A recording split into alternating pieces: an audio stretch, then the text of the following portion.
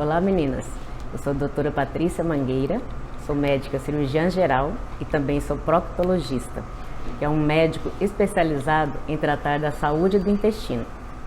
Neste vídeo, quero compartilhar com vocês os meus conhecimentos e a minha experiência sobre intestino preso ou constipação intestinal. Se vocês gostarem, deixem o seu like. Não esqueçam de ativar as notificações para serem avisadas sobre mais vídeos.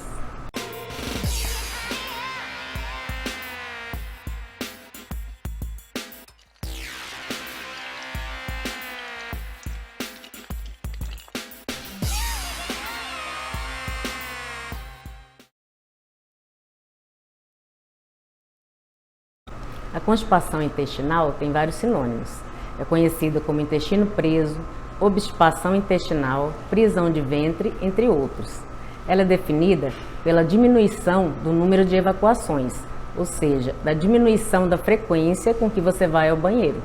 Associada a isso, pode ocorrer fezes endurecidas e esforço para evacuar. Qual é o número de evacuações considerada normal? A variação do ritmo intestinal, ou seja, quantas vezes se vai ao banheiro, é variável de pessoa para pessoa. Cada um tem o seu ritmo normal. Não existe a obrigação de evacuar todos os dias. Tem pessoas que vão ao banheiro a cada 2 dias e se sentem bem. E há quem no único dia vá 2 ou 3 vezes. É considerado normal evacuar pelo menos mais de 2 vezes na semana. Se houver apenas 2 evacuações na semana, ou se a evacuação vier com esforço, com fezes ressecadas, ou fezes em formato de bolinhas, que chamamos de fezes em síbalos, já é considerado obstipação. A prisão de ventre vem acompanhada de vários sintomas, além da dificuldade de defecar, como inchaço abdominal, mal-estar, dificuldade de eliminar gases e fezes endurecidas, que podem provocar ferimento no ânus. As fezes devem ter consistência macia e bem formadas. As fezes consideradas normais são as fezes em formato de salsicha, ou o mais próximo possível disso. As fezes em formato de bolinha querem dizer que as fezes são ressecadas, que têm pouca água. Como ocorre a evacuação ou a defecação? Enquanto o intestino fino participa do processo de absorção de nutrientes, o intestino grosso é responsável pelo importante processo de absorção da água, o que determina a consistência do bolo fecal. Então, o conteúdo que passa pelo intestino delgado ou intestino fino é líquido. Depois de passar pelo intestino fino, onde os nutrientes já foram absorvidos, o restante do conteúdo vai para o intestino grosso, para ser excretado, quer dizer, mandado para fora do organismo. Quando o conteúdo passa pelo intestino grosso, vai ocorrendo absorção de água, o que vai dando consistência às fezes. Se houver falhas neste processo, que podem ser desencadeadas por viroses ou ingestão de alimentos estragados, por exemplo, ocorre a falta de consistência fecal, que é conhecida como diarreia. Se, ao contrário, as fezes permanecerem muito tempo no intestino grosso, elas vão ressecando, porque a água continua sendo absorvida, dificultando a evacuação. O intestino grosso possui uma rica flora bacteriana, que é conhecida como microbioma intestinal. Esse microbioma é capaz de digerir alimentos os quais nosso organismo não consegue e que não foram digeridos no intestino fino. O microbioma participa ativamente da função imunológica do nosso organismo, ou seja, atua no sistema de defesa, protegendo-nos contra várias doenças. O intestino grosso possui seu próprio sistema nervoso e tem movimentos peristálticos, que são movimentos que impulsionam as fezes em direção ao reto, para que sejam expulsas.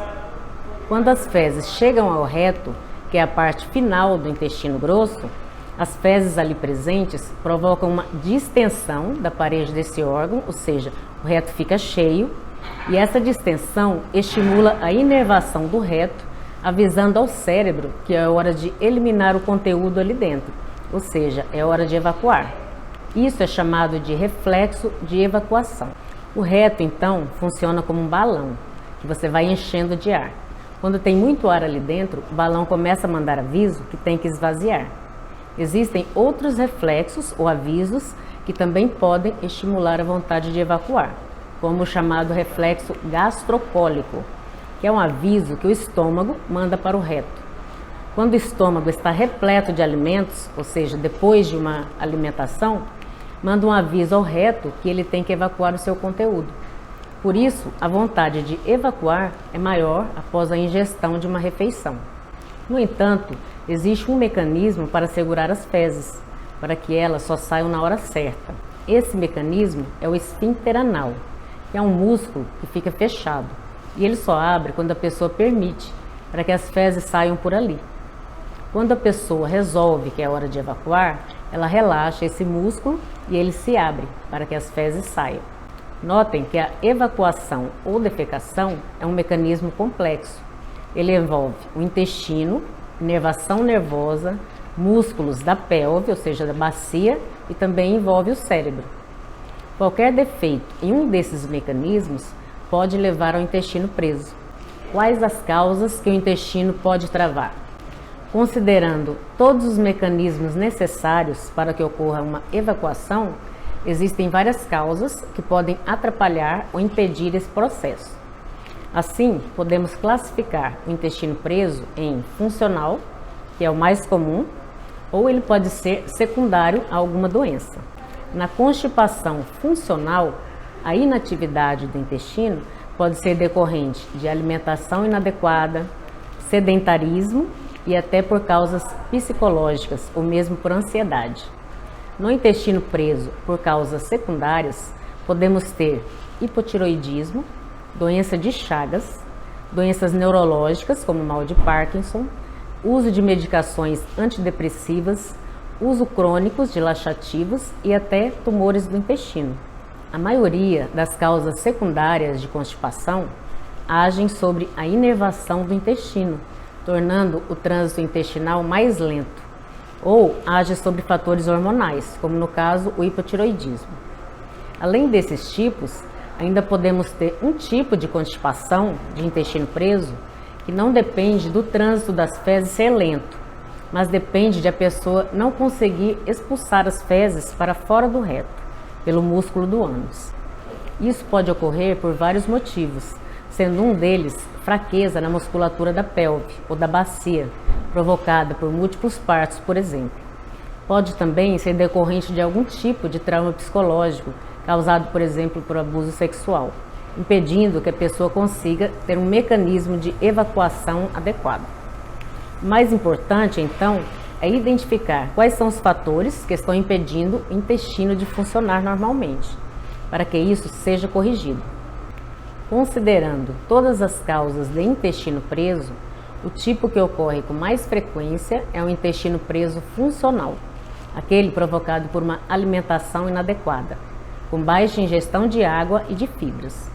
Ao nos alimentarmos de vegetais, ingerimos as chamadas fibras, que são partes das plantas que não podem ser absorvidas pelos humanos e não fornecem energia. Apesar de não serem digeridas, elas desempenham importantes funções no organismo, prevenindo contra doenças e regulando o funcionamento do corpo. As fibras não são absorvidas pelo nosso organismo porque nós não temos enzimas no sistema gastrointestinal capazes de quebrá-las. Sendo assim, elas chegam ao intestino grosso sem serem quebradas. Nessa região, elas vão encontrar aquelas bactérias que são o microbioma intestinal, as bactérias que ali vivem. Essas bactérias conseguem digerir essa fibra. Então as fibras são digeridas sofrendo fermentação e servindo de alimento para esses micro-organismos. Por isso, podemos dizer que as fibras têm ação prebiótica. Isso permite o crescimento de bactérias benéficas, bactérias boas, e aumenta a velocidade do trânsito intestinal, regularizando o intestino e atuando em diversas outras funções fisiológicas. As fibras que promovem a aceleração do trânsito intestinal são as chamadas fibras insolúveis, que são encontradas em algumas verduras, cereais e produtos integrais. Elas não são solúveis em água e atuam principalmente retendo água em seu interior, aumentando assim o volume das fezes.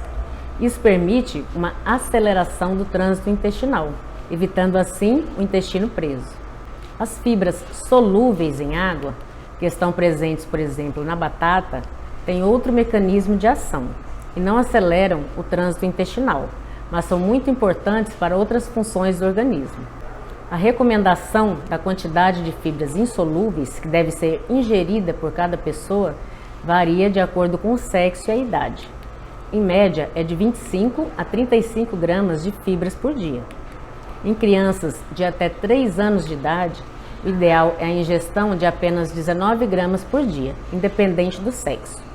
O consumo exagerado de fibras pode acelerar muito o trânsito intestinal, causando diarreia e uma perda excessiva de água, além de também provocar desconforto intestinal, devido à formação de muitos gases produzidos na fermentação das mesmas.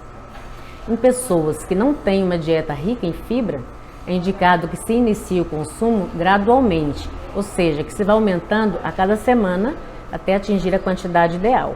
Pois se o organismo não estiver muito adaptado, pode haver produção exagerada de gases, trazendo desconforto e fazendo a pessoa desistir deste tipo de alimentação. Então, para o bom funcionamento intestinal, é imprescindível a fibra insolúvel e a água, que vai atuar amolecendo e amaciando as fezes.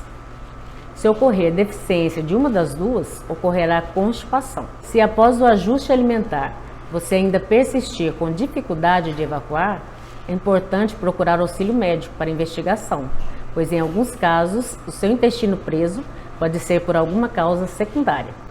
O médico especializado em intestino é o médico coloproctologista ou proctologista. Quem pode ter intestino preso? Embora afete ambos os sexos, a constipação intestinal ou prisão de ventre é mais frequente entre as mulheres. Isso ocorre não somente por motivos biológicos ou hormonais, mas também em função de motivos menos graves, como ansiedade, receio e timidez. Os hormônios sexuais femininos influenciam os movimentos peristálticos do intestino grosso. A progesterona tem um efeito relaxante no intestino, levando o órgão a fazer movimentos mais suaves, lentificando assim o trânsito intestinal e dificultando a expulsão das fezes pelo corpo. As mulheres também são mais afetadas por ansiedade, estresse e depressão. E sabe-se que as alterações psicológicas têm muita relação com o nosso intestino. Essa relação acontece porque o intestino tem muitos nervos e por isso é considerado nosso segundo cérebro. Esses nervos estão constantemente enviando e recebendo sinais ao cérebro.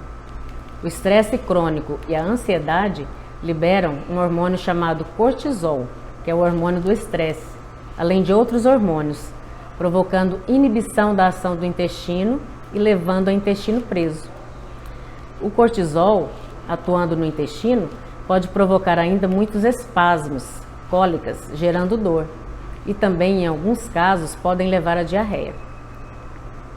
Quando estamos ansiosos, nosso corpo acredita que está em perigo e por isso reage, mudando a sua dinâmica para que o nosso sangue vá para as partes mais vitais do nosso corpo, como o coração e o cérebro, deixando de ir para outras partes como o intestino, e isso prejudica a função intestinal. O fator social é outro ponto que contribui para que mais mulheres sofram com a prisão de ventre. Elas normalmente não gostam de ir ao banheiro fora de suas casas e desobedecem o desejo do corpo de evacuar.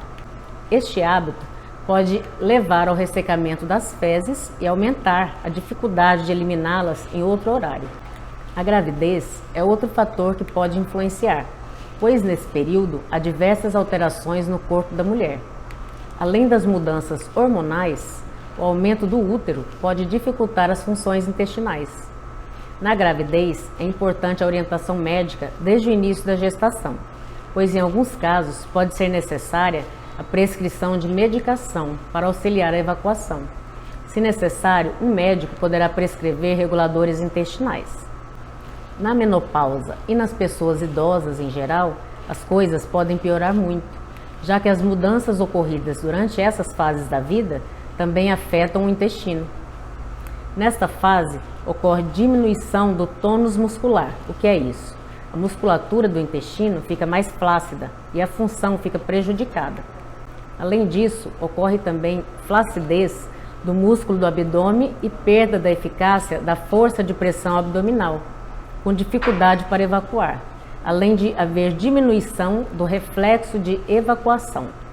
Ainda na menopausa, devido à queda hormonal própria dessa fase, ocorre diminuição de uma enzima chamada serotonina, que é produzida em grande quantidade no intestino, prejudicando assim a função intestinal. A queda da serotonina influencia também, provocando estados de depressão e alterações do humor. Nessa fase, também temos diminuição das bactérias boas, contribuindo para a má absorção de minerais. Essas alterações, associadas à dieta com baixa ingestão de fibras, imobilidade, inatividade física, ingestão inadequada de água, desidratação, uso de medicamentos laxativos, que é um comportamento comum entre pessoas mais velhas, e também falta de resposta à vontade de evacuar, podem contribuir para o aumento do intestino preso. Embora a constipação intestinal seja uma condição prevalente e de morbidade importante na população mais velha, podendo provocar outras doenças por meio da cronicidade dos sintomas e da falta de orientação terapêutica adequada, ainda é abordada de forma simplista, o que pode interferir negativamente na qualidade de vida desses indivíduos. Quais as consequências do intestino preso?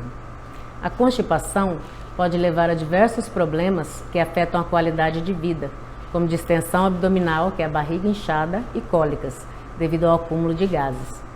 Podem levar ainda a diversos problemas na região anal, devido ao esforço evacuatório e dificuldade de passagem das fezes endurecidas, como hemorroida e fissura anal, provocando muita dor e sangramento às evacuações.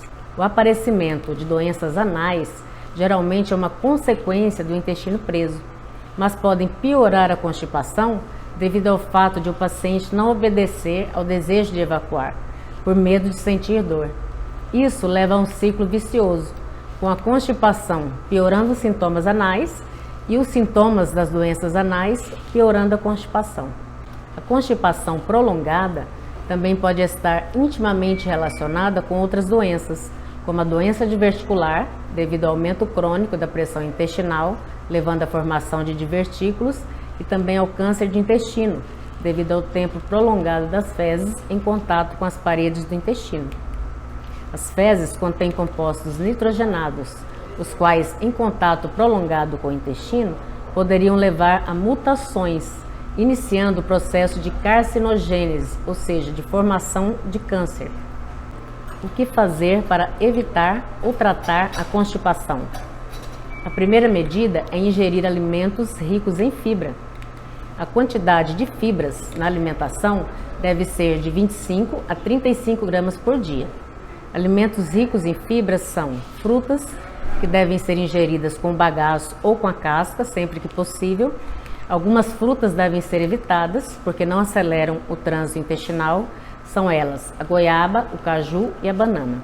As outras devem ser consumidas. Exemplo, mamão, ameixa, manga, abacaxi, uva, abacate, laranja com bagaço, a maçã com a casca, entre outros.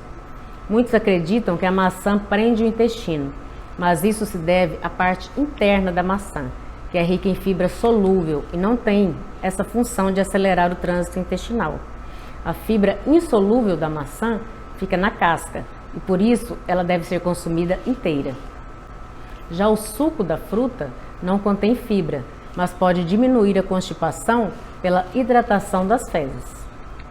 Também contém fibras os vegetais folhosos, que devem ser consumidos principalmente crus.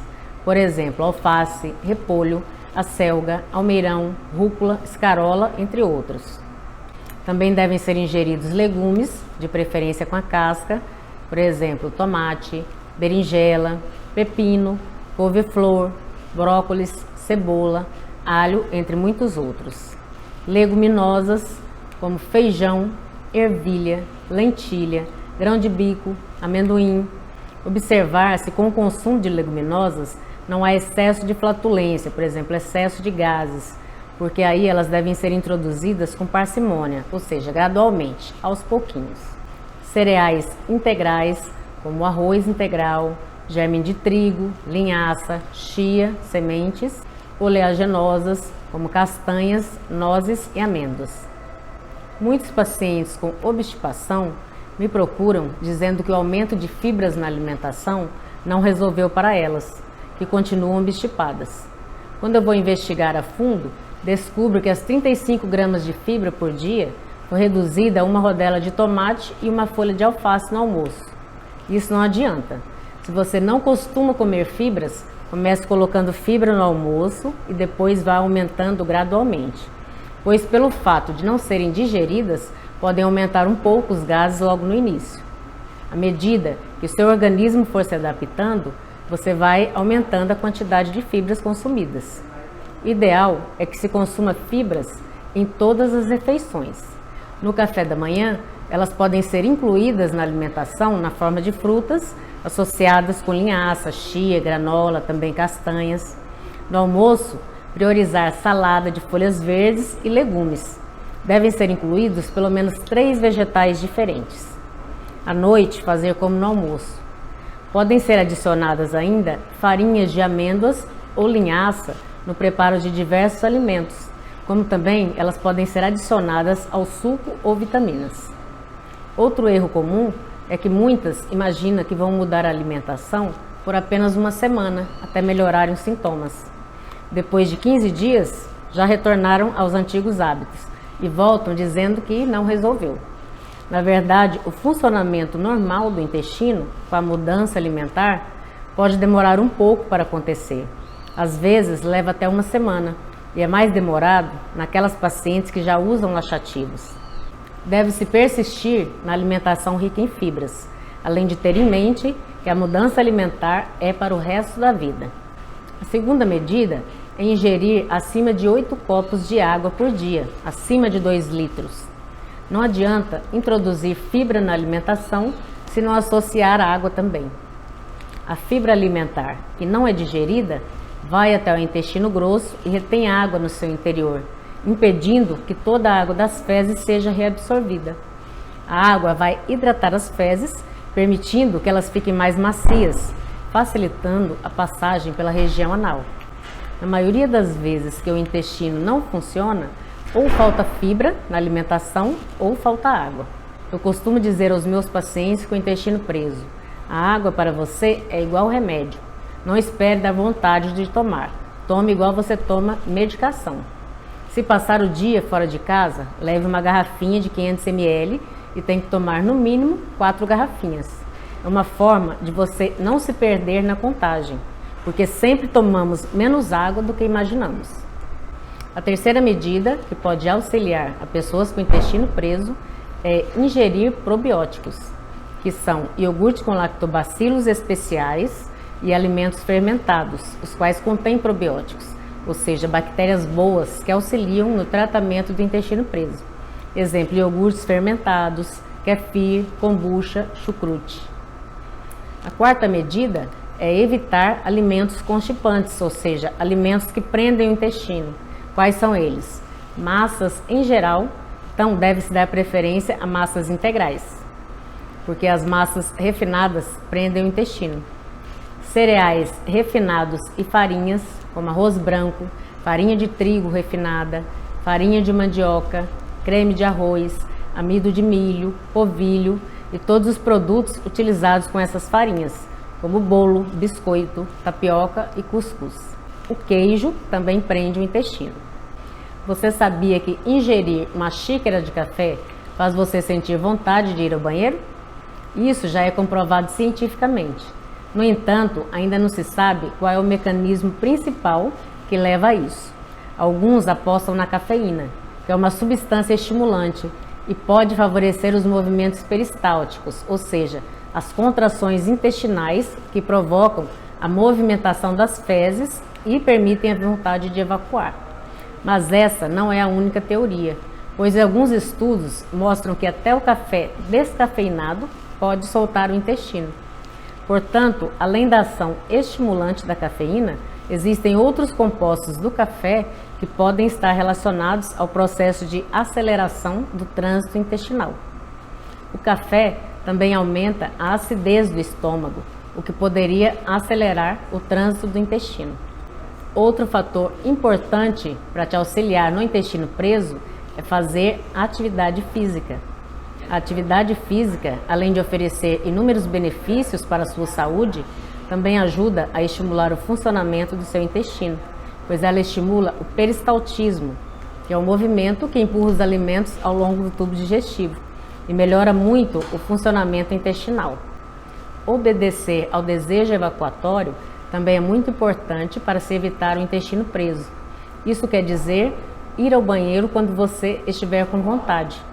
Segurar a evacuação é um dos mecanismos usados para evitar banheiros públicos ou alheios. Para combater esse hábito, é imprescindível ter conhecimento da importância da evacuação para um organismo saudável. Embora adiar a evacuação possa parecer um tanto inofensivo, é um ato perigoso para o organismo. Segurar o impulso de ir ao banheiro faz com que o intestino absorva a água das fezes que estão retidas. Isso deixa as fezes duras e ressecadas, ocasionando muita dor na hora de eliminá-las. A frequência no hábito de segurar a evacuação com o tempo faz com que o reflexo de evacuação seja perdido, ou seja, a pessoa começa a não sentir mais o desejo de evacuar. Os resultados no futuro são um intestino preguiçoso e sem força para expulsar as fezes. O importante é não inibir o reflexo evacuatório, ou seja, quando der vontade, vá ao banheiro. Também é interessante programar o horário das evacuações, ou seja, educar seu intestino. Após uma refeição, a função intestinal é melhor.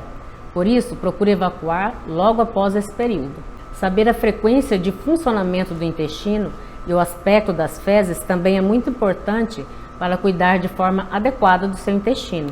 O ideal é que sejam eliminadas fezes com aspecto de salsicha ou mais próximo disso, e não fezes tipo bolinhas, chamadas encíbalos.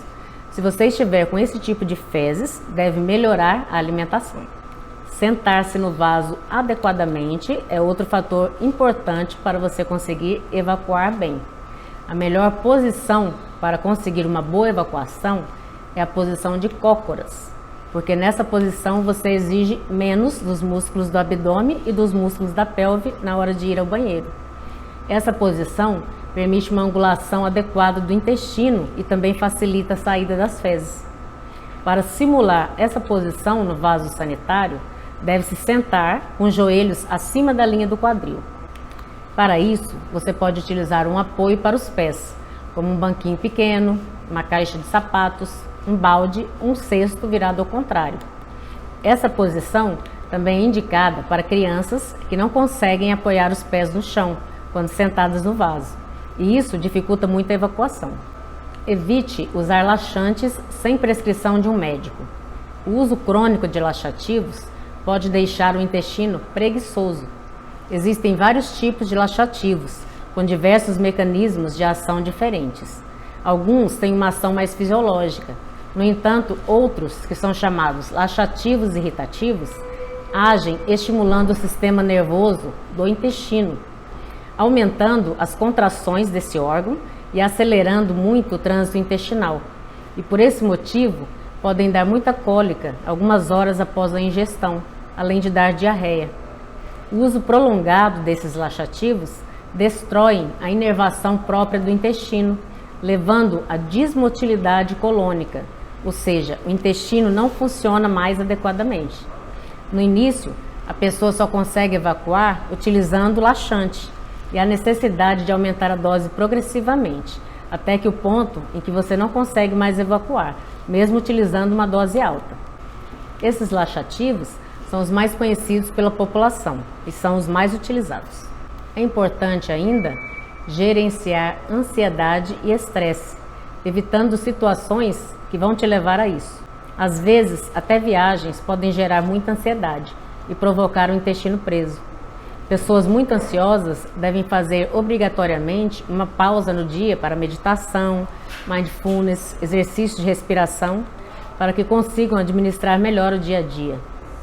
Inspirar bem devagar, segurar a respiração e expirar lentamente.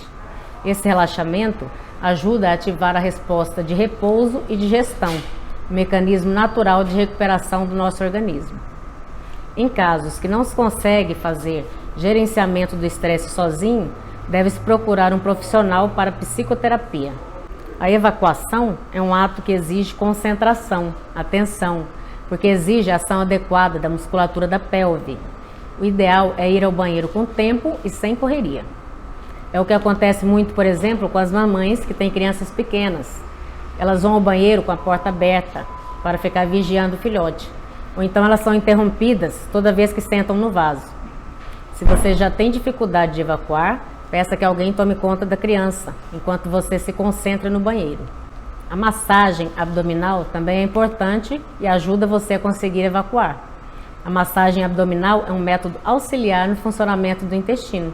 A massagem deve ser feita no abdômen, no sentido horário, que é o sentido do trânsito intestinal, facilitando a eliminação de gases e fezes.